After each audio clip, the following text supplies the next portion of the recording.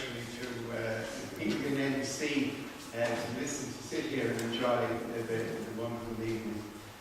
Again, I'll just keep on the theme of Richard Lovell Edgeworth. And he was married 4 times, and he felt he couldn't live without being married, because when his first wife died, within 12 months he had married again. And his second wife, Nora, died of consumption. They lived here in this house. And on her deathbed, she asked her husband, Richard Lovell, if he would marry her sister.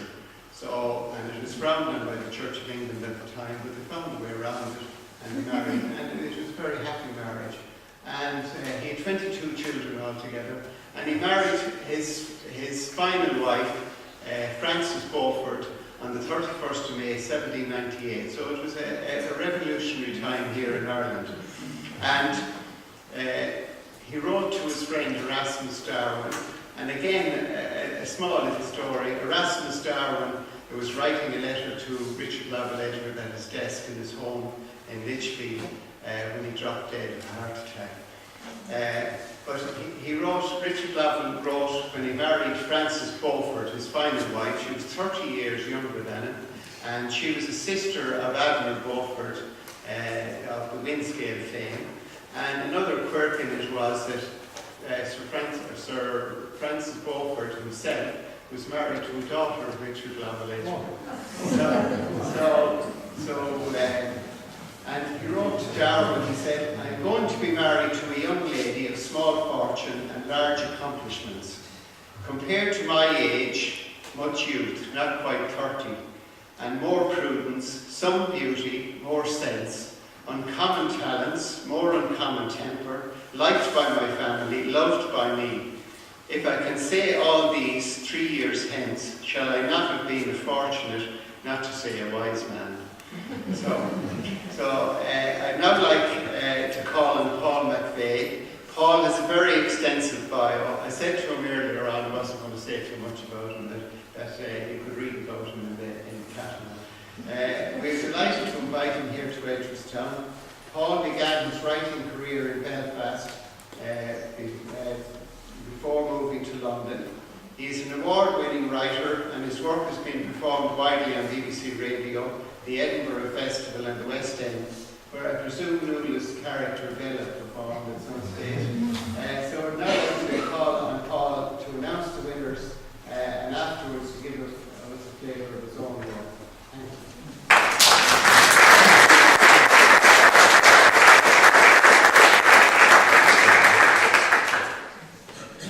How you doing? Have I ever spoken from an altar before? We're all religious and Messiah-like. Thank you for inviting me here and for our lovely lunch today. We had a great class this morning. People learning about short stories. I came to short stories quite late in life and completely fell in love with them. And I think that writers often say that they're the hardest form to write. How can you make an impact in such a short space of time, 4 or 5 pages, and leave someone feeling like they've had an experience? And there's a writer, A.L. Kennedy, says, short stories are small, like a bullet is small. And I think that's kind of our goal, like when you write a short story, it's kind of like a punch. Sometimes it's a hug, but most likely it's going to be something that has a kind of powerful impact on you. And that's the goal. And all the stories that are in the winning that won today have that. They all make an impact. They're all of a really high quality. I think that attesting to the prize really is the quality of the stories that were entered. I think that quite often as a judge, and I've judged, the prize for the biggest prize for the short story collection in Europe, and I've judged the Dylan Thomas Prize, and these the stories that I read were as good as anything that entered there. So that's a testimony to the prize itself. That people want to send their work in to this. Because there are other prizes you can send your work to. So that was great. It was great to read stuff that I really enjoyed. I think that short stories are more akin to poetry than a novel, actually, because you really don't have a lot of space, and you have to really account for every single word, just like in a poem. You can't just go off on little flights of fantasy for, a page or two, or tell you a backstory about something that doesn't matter. So, you really have to have that intensity. And I think that the stories that you're all going to hear some of now, they've got some things in common, which is they're all very brave. And I think that each judge will bring their own personal tastes to choosing things, and in that sense I always say to people, don't lose heart if you don't get picked for some sort of prize, because it is quite arbitrary in the end, and even down to who comes first, second, third. I mean, there were days I woke up and thought, second place was first place, and third place was first place, and second place was third place. And because the sheer quality of the work. And at the end of the day, all these stories are winners, and all of them are that good that they could have won on a different day. So I think that's important to remember. And if you did enter, for example, and you're here and you didn't get it, it's just a matter of personal choice. So you just got to keep going and sending your work out. It was great to hear there's poetry as well tonight, because I've heard of short stories and their novels at different events. So it was really lovely to hear that earlier on. So that even just coming here, driving away here just to hear that was an absolute pleasure as well. So that was a treat that I thank you for. And so on to the stories, right? I found that I'm going to ask the third place to come up and read first, and I'm going to sort of say a tiny intro to each one before they come up. So in third place, and I've got the names written down here, is Martin Keaton. And Martin's going to come up now. This covers such strong themes of divorce, mental illness, and a rare male perspective in the short story. Quite often you'll find in short story classes, for example, it's 99% of women who are writing the stories, and quite a massive percent of women's stories that you're reading. So hearing something from a different perspective, and a character that's complex and that I didn't know whether I liked or supported, but feel that I should, but maybe I should be secret about it because I think I'd get in trouble if I've said I sort of supported it. So I think anyone that makes you feel that kind of complexity is a winner. As someone who's manipulated you and the story and the narrative in a way that is a winning one. And just give me a little round of applause there, and you come up and read a few bits.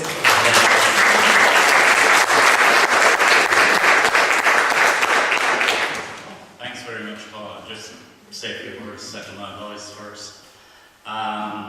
This story that Card is one that's gone out a few times, to echo what Paul said, and not found a home. So I'm really thankful to Paul for giving it a home at last. And so what I read a scene, just one scene that gives a sense of the character and situation. She comes by taxi, out of her head, her bleary face on the screen of the entry phone.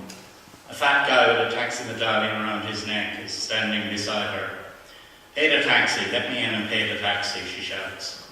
I come down and pay the guy. "Should she be drinking in her condition?" he asks. "It's not my kid," I say, "not that it's any of your business, buddy." He forces his way past me and calls up the stairs and says, "Are you all right there, love?" Then he turns to me and he says, You calm down, right? Are you a cop?" "No, but I can fucking call them, right?" "Okay," I say, I'm calm. The world takes a side, holds me responsible for everything. I hear a bottle fall on the floor as I walk up the stairs. She's lying on the couch as it gloves out on the carpet. "Fuck it," she says. "I hate being like this." "What? Drunk?" I ask her. "Fucking pregnant." I tell her I'm tired and not up to the drama. After she's had her drink, I drive her home. "I need money," she says. "Your payment doesn't come in until next week, and I need money. I had to come here, leave the kids and come here to get some money. You made me do that. I've blocked her number on my phone. You need to go to an ATM right now and get me 800. She hangs on my shoulder as I get the money. We must look like lovers. I take her to her place. I look in at my sleeping kids before I go. Thank you.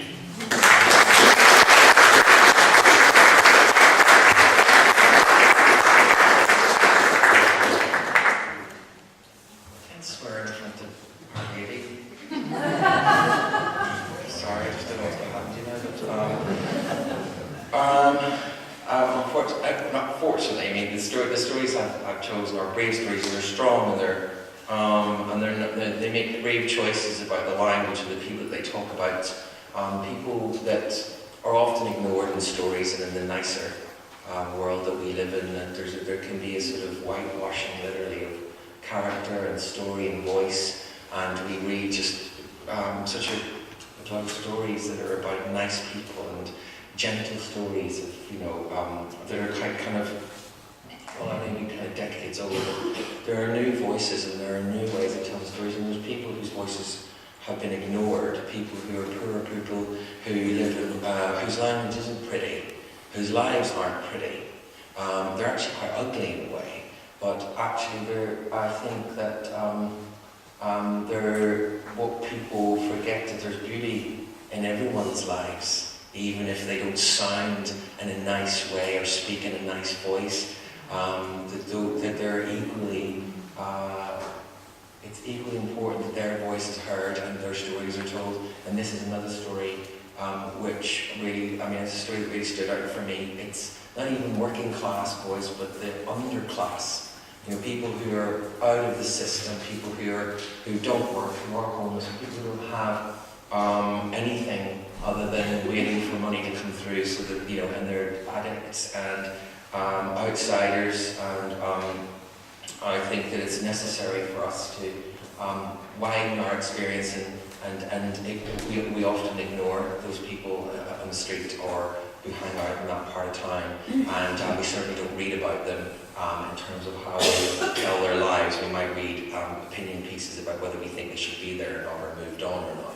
But it's another thing about hearing what their actual lives are like. So I think this is a great story. It's written in a very difficult second person as well, and it's an excellent achievement. And it's Even McCann. Thank you.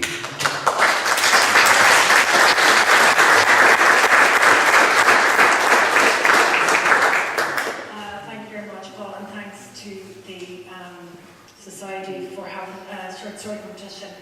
And it's really exciting for me to come second, so thank you. And again, I feel like I'm going to be struck down again, but he swore, so I'm alright. So this is called The Blow-In Sky to Go In. I'm just going to read you the start of it. You've only been in Galway for a few weeks, but she has been here for a few months, so she teaches you all she knows. You came here to get a job, and she came here to do a secretarial class at the technical college. You can't picture it when she tells you this. You imagine her split-ended, hennaed hair would get tangled in the typewriters. The grey skyline is thronged with cranes, and the air shudders with the reverberation of rock breakers in the daytime, so you stay in bed until 6 o'clock every day except Wednesdays. On Wednesdays you collect your dole, then you do your weekly shopping in the Longdus on Father Griffin Road, where butter vouchers are treated like cash. You buy the cheapest cuts of chicken, run the gauntlet of the cross-eyed butcher and is leering about thighs and legs. You throw in a few wings if you laugh along with them. Then you roll up your eyes and you give him the finger when he turns to wave them. On the way to the till, you stand with your back to her to provide vanish into her velvet patchwork bag. She got the bag in the cerebral palsy charity shop. You buy a leopard skin coat there for £5 to go with the leggings and the vest top and the red bra from Penny's, all bottomed off with your faithful black Doc Martens. You laugh at the girls in the high heels. The only time you have to get a cab is if you're so gasping for cigarettes in the night that you have to go to the 24-hour Esso on the dual carriageway. In the evenings, you spend hours getting ready, putting on the makeup that she shoplifts from Roach's stores. You listen to the Red Hot Chili Peppers or the Prodigy, smoking joints and drinking cans. You keep a towel by the window, that you wrap around your hair before you stick your head out if someone rings the doorbell. If they look like they might wreck your head, you say you're in the shower and slam down the sash before the smoke escapes or they hear the music. Then it's off to Mixers or the King's Head or Cullinan's, where you flirt with middle-aged men who might buy you a drink and then set the bouncers on them if they come on too strong. Then out to Salt Hill, where it's free into the castle or the Warwick at 1 in the morning. You dance beside the speaker and your hands join in communion with the strobe lights. As the crowd are herded out the door, you finish off the best of the discarded drinks. Then come out onto the street for the banter and the fights until the last of the clubbers have left in taxis. You wait near Mighty Mac's for the leftover food they throw out the back. Then home between the edge of the prom and the marsh, where you rob a clothesline or two and pick up a few bits to go with the coats you take from the clubs, or just sheets and towels to save you from paying for the laundrette.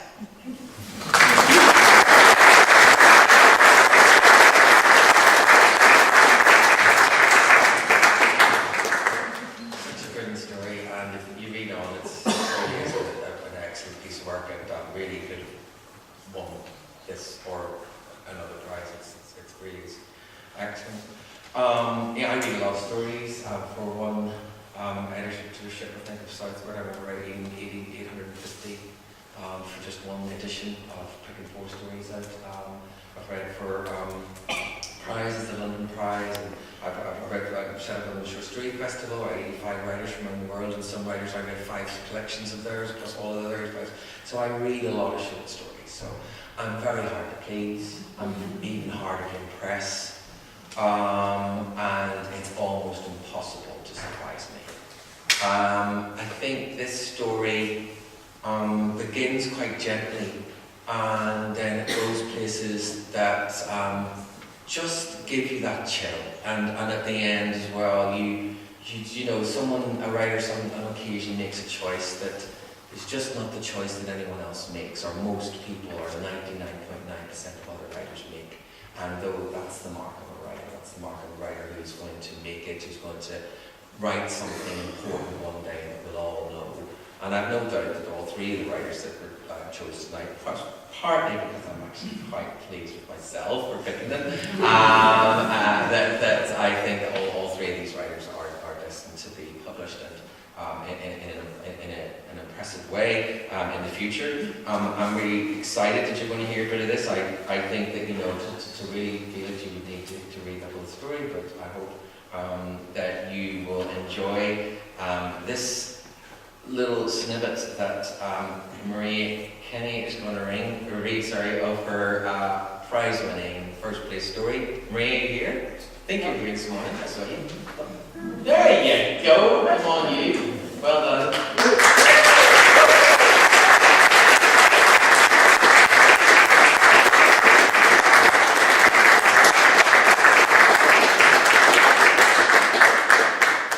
Thank you, Paul and the Society. Like Martin, this story has done its rounds, and I'm delighted to hear that it's found a home.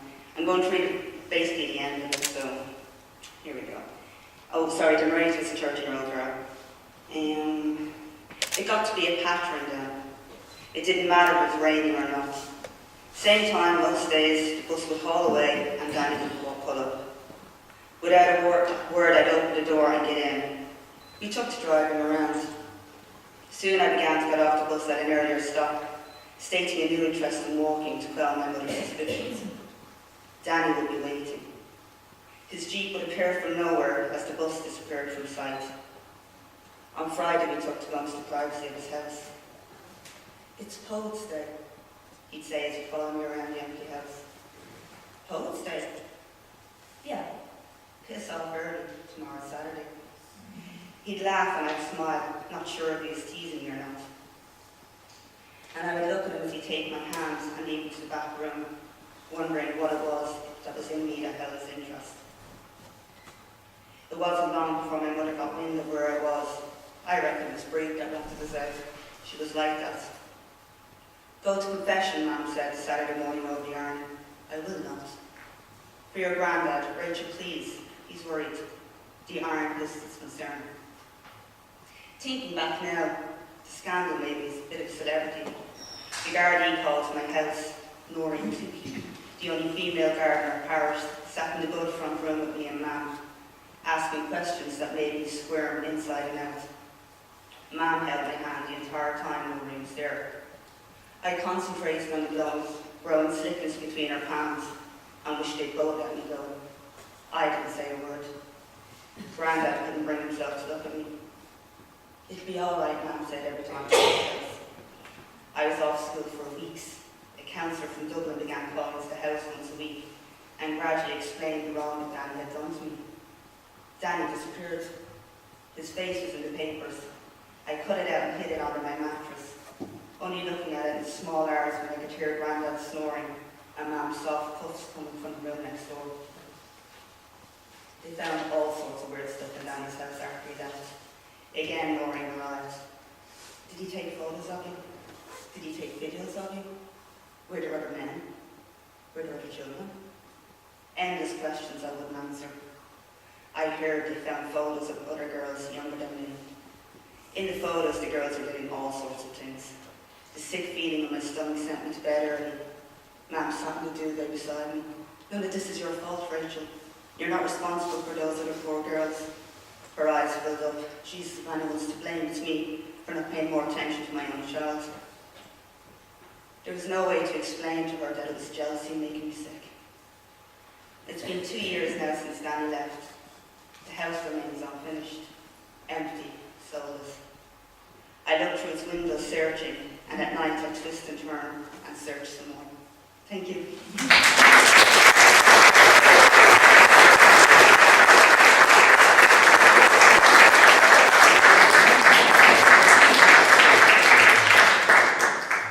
Again, I suppose the rewards is the prizes, so I call on Angela to present the prizes to the winners, and John maybe take a photograph.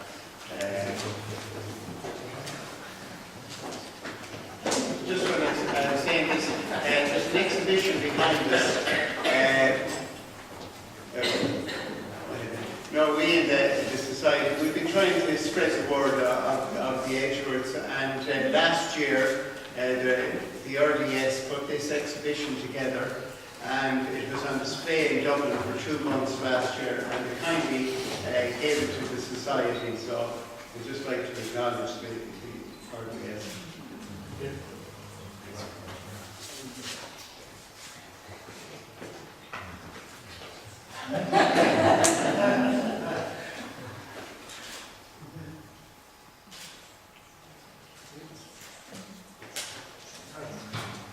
No.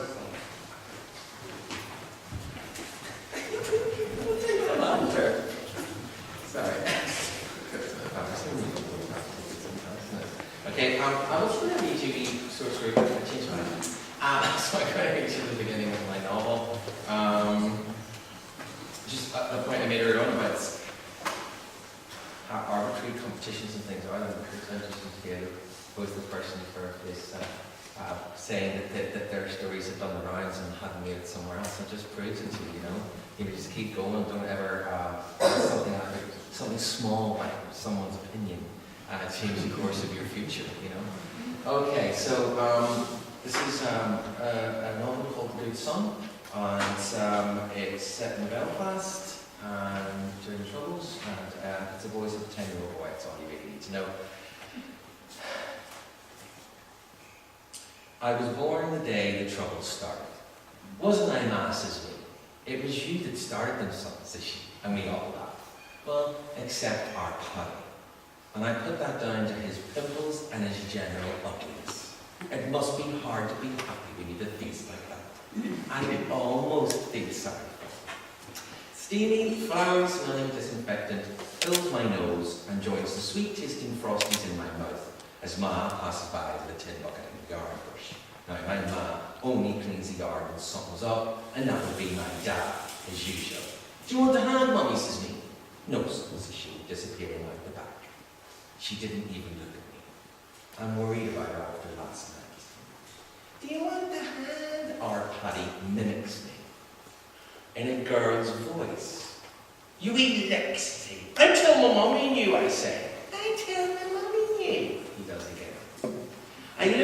wee Maggie and I give her the "we just hate him, don't we" look, she gives me the "yes we do, he's a big fat pig" look back. I was taught how to give looks by a monk on Cave Hill. I trained like a Jedi Knight, but my lightsaber was my actual face. I became Luke Skywalker. My mission: to defend all weaklings and youngest ones in families against the evil that is older brothers, and wee Maggie is now my disciple.